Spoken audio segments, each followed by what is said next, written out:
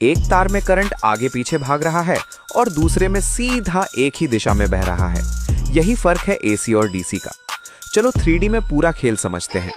DC यानी direct current, जिसमें electron सिर्फ एक ही दिशा में चलते हैं, जैसे बैटरी से निकलकर सीधे लोड तक। इसी वजह से बैटरी से चलने वाली एलईडी, मोबाइल और इलेक्ट्रॉनिक सर्किट हमेशा डीसी पर काम करते हैं।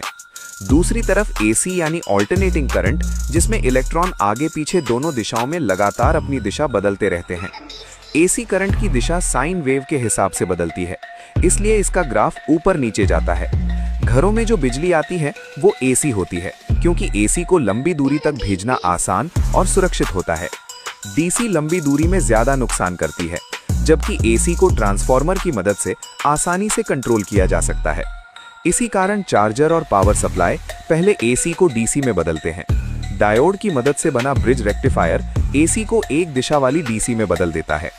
बैटरी खुद डीसी देती है और पावर सप्लाई एसी से डीसी बनाकर डिवाइस को देती है। यही दोनों का असली फर्क है। सीधे शब्दों में समझो तो एसी आगे पीछे बदलता है और डीसी सीधा बहता है। अब आप एसी और डीसी का फर्क पूरी तरह समझ गए।